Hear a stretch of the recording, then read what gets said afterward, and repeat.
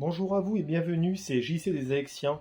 Comme vous pouvez le voir, on a changé d'environnement parce que nous sommes dans un sous-sol. Pourquoi? Parce que nous allons tester pour vous un déshumidificateur de la marque Shinko. C'est un produit que vous pouvez trouver à partir de 299,99 € hors promotion. Au niveau des caractéristiques, on est sur un déshumidificateur électrique à condensation et qui fonctionne en Wi-Fi avec l'application Smart Life, donc au final compatible dans une certaine mesure avec les assistants vocaux comme Alexa ou Google Assistant. Vous pouvez voir qu'il est relativement imposant, c'est gros comme une plume mobile à peu près, sachant que de toute façon la technologie est très proche, on verra ça tout à l'heure. Il va faire 26,6 cm de profondeur, 37,8 cm de largeur pour une hauteur de 61 cm et demi et un poids de 18,5 kg. Donc attention, c'est très lourd. Et pourquoi c'est aussi lourd et imposant? C'est qu'à l'intérieur, il y a tout un système frigorifique avec le compresseur, l'évaporateur, etc.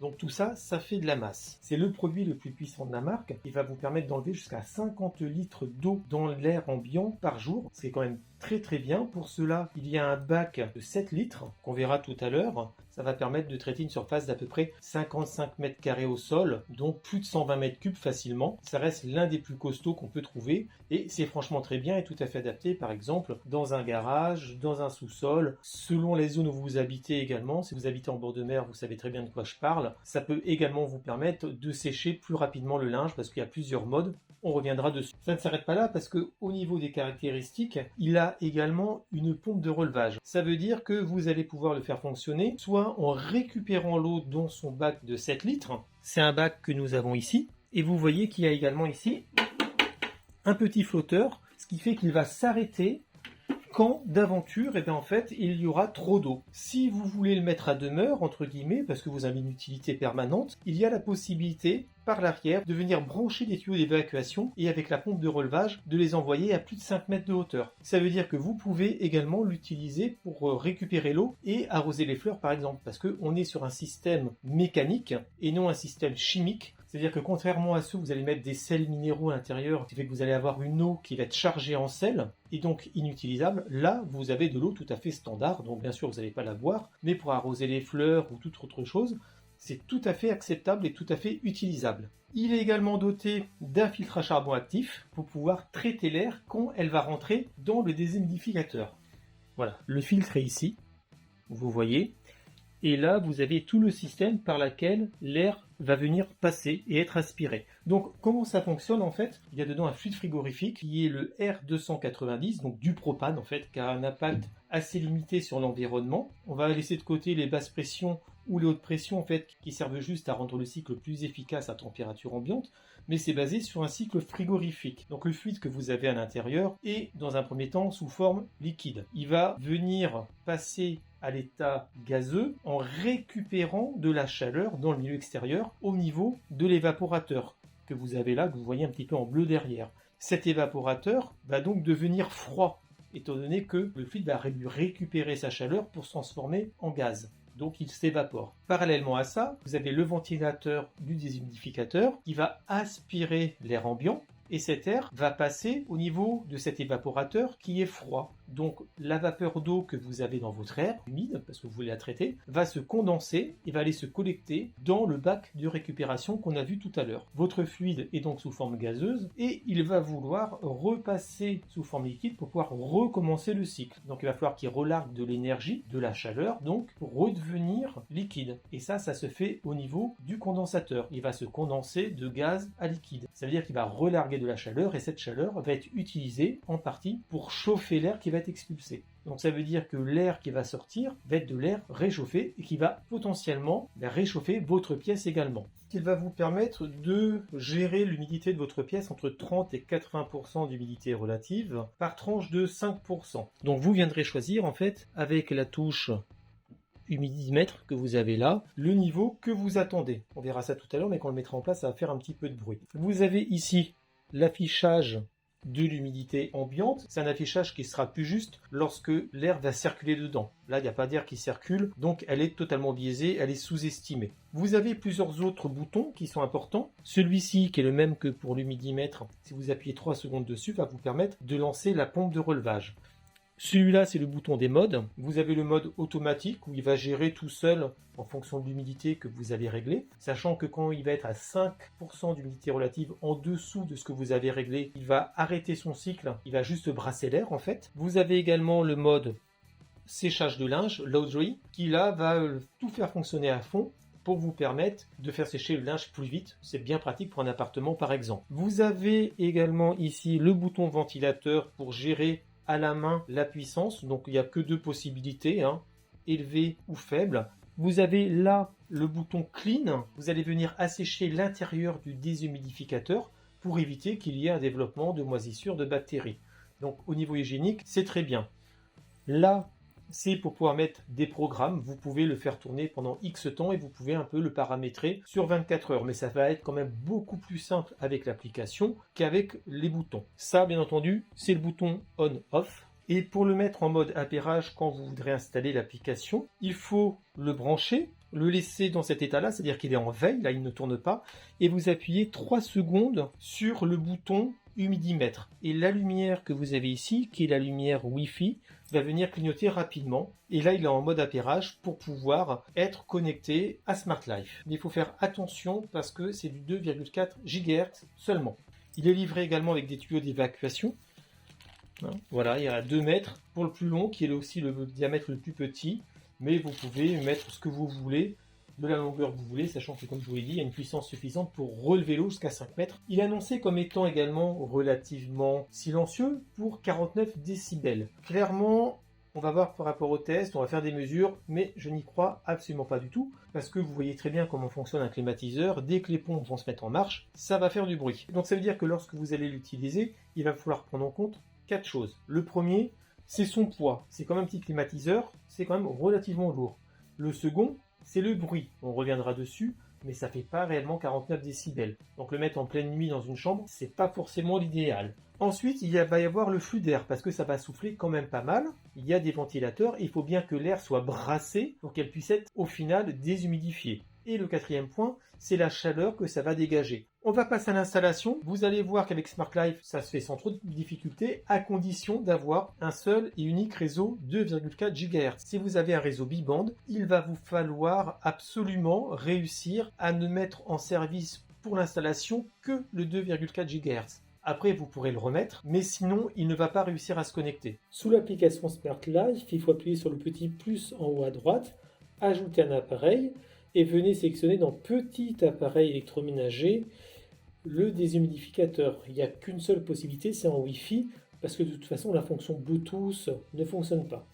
Vous rentrez vos identifiants Wi-Fi et vous vérifiez bien que le voyant clignote rapidement. C'est ce qu'on a vu tout à l'heure avec le mode appairage. C'est un peu compliqué, on a vu qu'il faut vraiment du 2,4 GHz, quitte à pouvoir séparer les deux bandes et vraiment se connecter sur la bonne. Une fois que vous avez réussi à faire ça, tout de suite, il va remonter sous Alexa si vous avez déjà Alexa, mais en tout cas sous l'application, vous venez le renommer. Donc là, on a une marque qui n'est pas celle qui est vendue, mais bon, soit, ça arrive. Et à partir de là, vous pourrez le piloter à la voix avec ça. Vous voyez qu'au niveau des possibilités, il y a des possibilités qui vont au-delà de ce que vous pouvez faire. Ceci dit, vous pouvez venir mettre la sécurité enfant, définir un temps de séchage, etc. Vous avez également la possibilité de venir régler le pourcentage d'humidité que vous avez décidé d'atteindre. Donc c'est relativement simple. Si vous l'utilisez avec les assistants vocaux, Alexa en particulier, là vous avez la possibilité de venir faire varier cela directement via l'application, mais à la voix, vous avez la possibilité de venir lui demander d'allumer avec tel pourcentage d'humidité, et vous pouvez même, dans la mesure du possible, l'intégrer à des routines. Et ça, c'est plutôt pas mal du tout. Alors qu'avec Google Assistant, rien du tout. Ça va se faire qu'en vocal, et en vocal, c'est allumer ou éteindre. Point donc. Là encore, Google est encore un petit peu en retard sur sa concurrente. Donc, on va le mettre en marche. Là, on va le faire en manuel pour vous montrer, mais c'est pareil avec l'application. Voilà, là, il est en marche. Ici, vous venez régler l'humidité. Là, je l'ai mis à 50 par exemple. Là, vous pouvez jouer avec le type de mode. On l'a vu également. Et vous pouvez jouer également avec le ventilateur. Vous voyez, il vient de se mettre à fond. Là, il va baisser. Et il faut attendre un petit peu, parce que pour l'instant, ça se met en chauffe, entre guillemets. Et vous allez voir que quand le cycle va commencer, eh bien, il y aura un peu plus de bruit que ce qu'on a ici. Voilà, vous voyez que là, ça vient de se mettre en marche. Ça fait un peu plus de bruit malgré tout. Et l'humidité commence à fluctuer. Là, elle est passée à 56. Ça commence franchement à tourner. Et là, il rentre dans son cycle. J'ai vidé la cuve. Je vais le laisser tourner un petit peu. Et on va voir ensemble ce que ça donne dans quelques temps. Donc voilà, il a tourné pendant un petit peu plus d'une heure, 1h10 précisément. Et on est passé de 56% d'humidité à 43% d'humidité.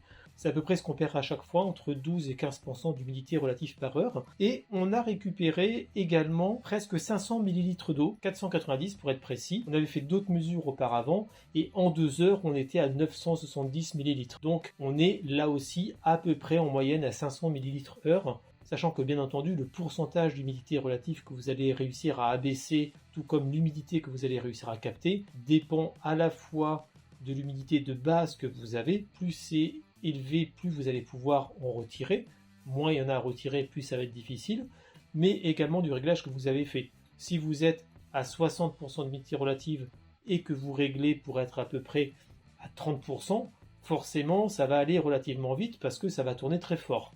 Si vous êtes à 55 que vous voulez aller à 50, donc voilà, ça tournera un peu moins fort bien entendu. Par contre, vous avez pu vous rendre compte qu'au niveau sonore, on n'est pas du tout à ce qu'ils annonçaient, parce qu'on est, en étant à 2 mètres du produit, à peu près encore à 64 décibels.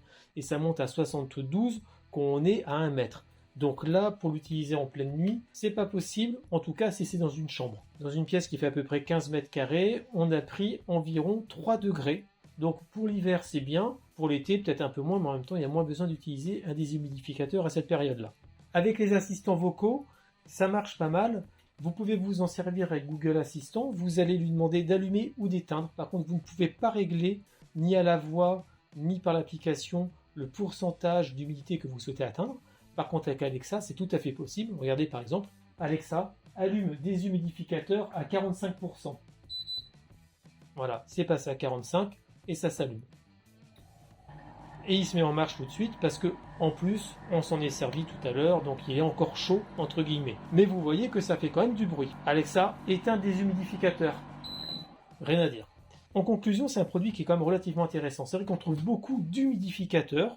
Or, pour certaines personnes, selon la région où vous habitez, selon votre logement, c'est plutôt un déshumidificateur qu'il vous faut. Et en trouver en connecté, c'est pas si simple que ça. Et bien là, il existe. Donc celui de la marque Shinko est plutôt bien, sachant que cette version Wi-Fi, c'est que pour le plus puissant de leur déshumidificateur. On rappelle qu'il va permettre d'enlever jusqu'à 50 litres d'eau par jour dans une pièce. Il va traiter une zone de 55 mètres carrés au sol. Pour le coup, ça marche très bien. On voit qu'on a un abattement de 12 à 15% d'humidité relative par heure. On a à peu près 500 ml d'eau par heure dans nos conditions de test. Forcément, plus vous avez d'humidité dans votre environnement, plus vous allez en récupérer. Le fait de pouvoir le mettre également sur un système de collecte automatique, c'est-à-dire le faire fonctionner en continu grâce à une pompe de relevage, ça c'est très très bon si vous voulez mettre à demeure dans un garage par exemple, c'est parfait.